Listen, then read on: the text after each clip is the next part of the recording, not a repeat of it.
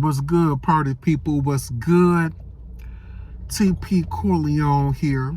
And I've been hearing a lot of people giving their opinions about the Mike Tyson Jake Paul fight. And it's my turn to do so. I wasn't going to do it. I wasn't going to do it. I've just been listening to people give their opinions and commentaries from your celebrities like your Bill Bellamy's, your Fat Joes, and everybody else, Magic Johnson, everybody else. And this isn't a boxing channel. It's an entertainment / music channel, but guess what? It's all related in TP Corleone's Funk Zone. So I'm going to talk about it right now, y'all. Being a boxing fan, I follow sports, but of the past recent years, I haven't been following as much as I used to, except for boxing. Boxing is like the only sport that I still keep up with because I don't have to be watching it every day because I got things to do. I ain't got to keep up with stats and things like that like I used to. But anyway, so there's a lot of takeaways to take away from this fight. You know, I was prepared to get on here and like a lot of people whine, bitch and moan, saying, you know, it was a money grab, Jake Paul ain't this and that, you know what I mean? And he's a fake boxer. And I'm going to say that. That's true. All that's true. But there's something bigger that took place Saturday night other than a Mike Tyson and Jake Paul fight. Other than Mike Tyson returned to the ring to fight a YouTuber. And the bigger thing that happened than that is it's an example and a truth revealing that things have changed. The game has changed. The boxing game has changed. Sports has changed. You can say it's evolved or devolved. And people love a freak show. You know what I'm saying? People love a freak show. People love disaster. I mean, think about it. When you're on the road, ain't nobody gathering around the streets. Traffic is not slowing down to watch a guy that's driving the speed limit very safely, you know what I mean? Following the rules and just a perfect driver. No, people gonna run towards a car crash. You know what I'm saying? That's gonna gather the crowd. You know what I'm saying? The same thing with this freak show that happened Saturday night, you know, circus show, you know what I mean? People at work and at my job, everybody was like, Thursday, Friday, y'all gonna watch the Tyson fight? Y'all gonna watch the Tyson fight? You know what I mean? Which is beautiful to see that Tyson's name still, you know, can generate, you know, can draw a crowd, But also, the people of like the Gen Zs and younger, they was more interested in the fight because of Jake Paul.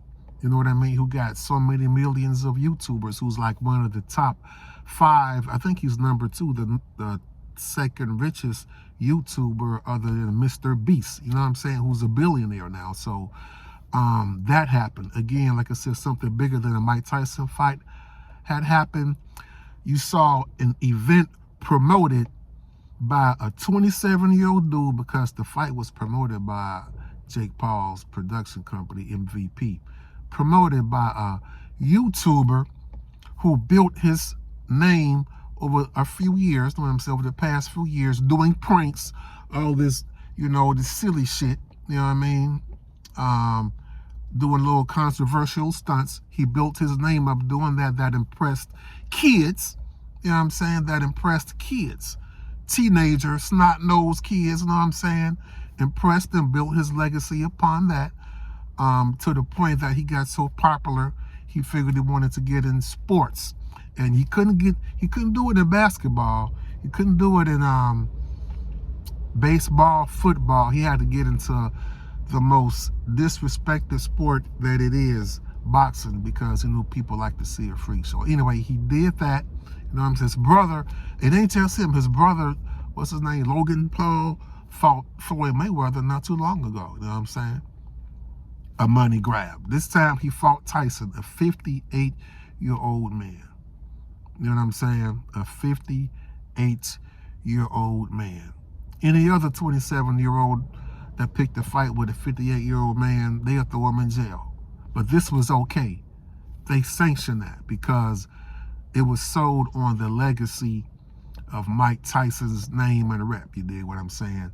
But anyway, going back to what it proved that people love to see tragedy, because if Mike Tyson died in that ring, everybody was saying, oh, that's wrong, they should have did that, woo, woo, woo. But they sanctioned it, and we all tuned in, including me. We tuned into it. You know what I'm saying? People like tragedy, they like nonsense, they like drama, they like a lot of bullshit. You know what I'm saying? And it's sad, but it's a reflection of humanity. It's a reflection of society. You dig what I'm saying? Because if Tyson died in that ring, believe me, there'll be totally different conversations being had right now. You feel me? You know what I'm saying? You know what I'm saying? So that's one takeaway from it. Another takeaway from it is also, it was, how can I say? It was a lesson, an educational masterclass lesson in promotion. Yes, it was. You know what I mean? And it was a long, gradual process that built up to it. It started from Jake Paul doing all that nonsense, you know what I'm saying, back in the day. He called out Tyson. I'm a fan of boxing, like I always said, right?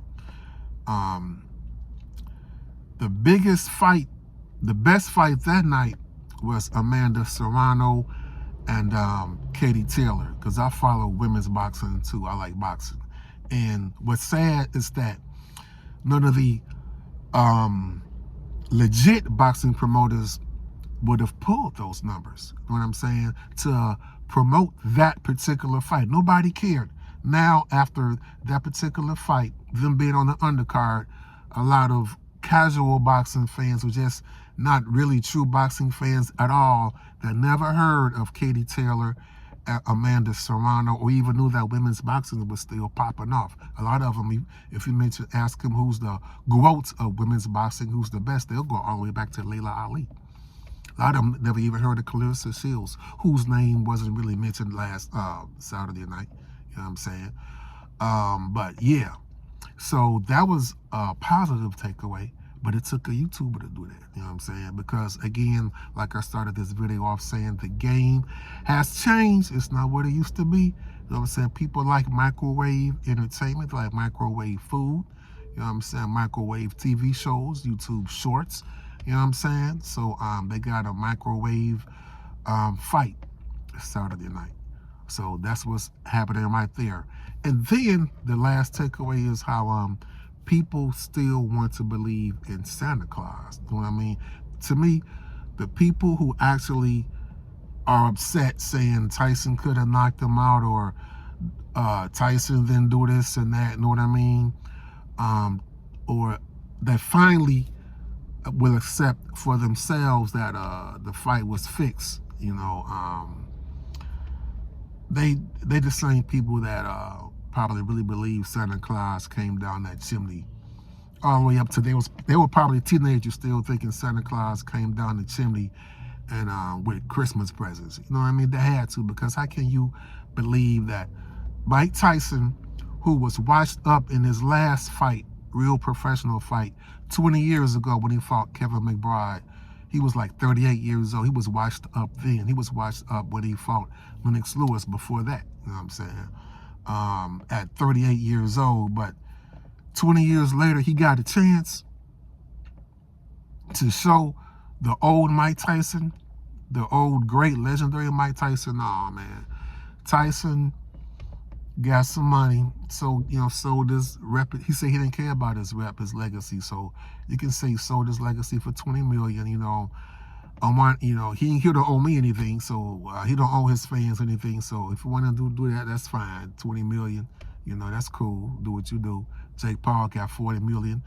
Jake Paul handled his business. I don't even like the dude, to be honest with you. I don't like how he's disgracing boxing, but at the same time, he's also giving a lesson in promoting, and he did successfully bring together all these different sets of people, demographics of fans, from old school fans to Gen X's and Y's, Gen Zers, you know what I'm saying?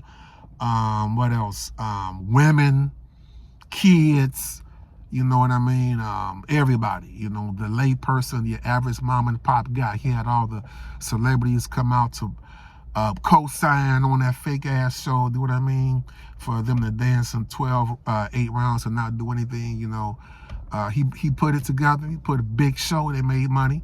But I give him props on being able to generate that buzz. And he did showcase some real fights. You know what I mean? I was, believe it or not, it was so drawn out, the whole event, that I turned to YouTube and watched an old school gangster movie with John Crawford, believe it or not.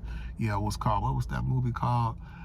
The Dead Don't Die or something like that. The Good Don't Die, something like that, believe it or not. In black and white. Just to kill time for the main event. So I didn't watch the others. I didn't watch Barrios fight. I didn't watch the other fight, but I did watch Amanda Serrano and Katie Taylor, which to me was one of the best women boxing matches I've seen since Clarissa Shields and Hannah Gabriel's. It was even better than that fight, but yeah. So the takeaway is the game's changed. Sports ain't what it used to be. It's all smoke and mirrors, you know what I'm saying? It's all a sideshow. Even the NFL, I ain't gonna get into all that. I don't F with them like I used to. You know, I know y'all, it's funny how y'all woke and conscious people like to talk about, you know, racism and classism and all that, and government and all that, but y'all still support the NFL. But that's another story. I don't funk with the Bears, none of them, and I'm from Chicago. But anyway, that's what it is. That's what it do. That's my take on Mike Tyson's and Jake Paul's fight, and I have to accept it. I can't complain about it. I can say it's BS. That's a reflection of society. In the meantime, thanks for tuning in, and the Funk Zone is back. You know, this is the first video I've uploaded in a long time on this channel. I'm back with more interviews, more shows, more all that real soon. Tune in to TP Corleone's Funk Zone. In the meantime, check out my latest release on Wake Up Music Group, Down to the Ground, featuring Joy. You know what I'm saying? Work your body down to the ground. All my recent releases, disco, new disco, house music, you dig what I'm saying? That's what I do, and that's what it is. Peace, love. May the funk be with you, baby.